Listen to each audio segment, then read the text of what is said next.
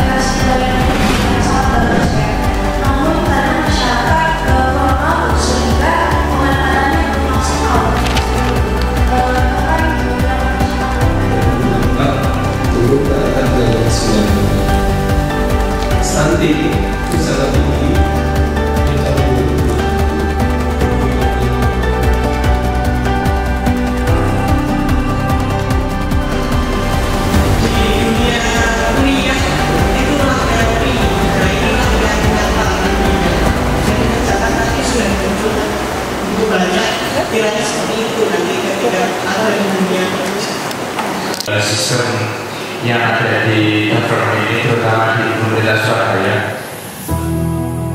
Selamat siang, dengan saya Sinta Putini Kemala dan di sebelah saya dengan Pak Imam selaku Sekretaris Diskominfo Kota Surabaya. Monggo Bapak, mungkin akan ada beberapa pertanyaan yang akan ditanyakan kepada Pak Imam. Monggo Bapak nanti bisa langsung menjawab saja, tidak apa-apa. Oke. Untuk pertanyaan pertama, menurut Pak Imam sendiri, bagaimana gambaran ekosistem digital yang ideal untuk layanan publik dan peran apa yang bisa dilakukan oleh lulusan rekayasa perangkat lunak, khususnya dalam proyek Smart City dan e-government? Oke, jadi ini ya Mbak, ini sekarang kan dunia digital, udah negara atau dunia ini sudah bertransformasi ke digital. Semua pelayanan publik, semua masyarakat itu sangat butuh dan semua pelayanannya melalui digital. Tentunya sangat bagus, tentunya peluang yang sangat luas untuk di Prodi RPL ini. Smart City sekarang jadi titik tujuan atau jadi prioritas pemerintah. Tentunya bisa dengan anak-anak muda, dengan mahasiswa-mahasiswa yang masih fresh, dengan keilmuannya yang baru, nggak menutup kemungkinan nanti pengembangannya ke AI, artificial intelligence, itu sangat dibutuhkan dan sangat sumbangsihnya sangat dibutuhkan di pemerintah untuk pengembangan pemerintah dan pelayanan masyarakat. Itu. Benar sekali Bapak. Lalu untuk kemampuan selain teknis dasar, apa saja keterampilan digital dan soft skill yang paling dibutuhkan menurut Bapak untuk lulusan RPL dalam menghadapi tantangan digitalisasi pemerintah di masa depan? Ya, selain hal teknis, itu tentu pasti karena hubungannya dengan digital, termasuk kemampuan programming dan lain-lain. Selain itu yang paling utama adalah soft skill yang harus dipunyai. Ini Gen Z, Gen Alpha. Kalau di kecerdasan itu selain IQ, EQ, SQ, ada namanya EQ, adversity quotient. Kalau bahasa Indonesianya itu ketahan malangan, kemampuan manusia dalam menghadapi masalah, kemampuan manusia dalam melakukan solusi atas masalahnya. Seberapa kuat manusia itu ketika dalam masalah bisa keluar dari masalah itu yang sebenarnya sekarang Gen Z, Gen Alpha itu yang harus diperkuat. Toughness lah ya, ketangguhan lah, itu menurut saya itu hal yang paling penting juga yang harus dimiliki oleh generasi sekarang. Baik, berarti bukan hanya seberapa cerdas secara kemampuan akademik, tetapi juga bagaimana kita bisa bertahan di era yang serba cepat sekali berubah ya Bapak ya.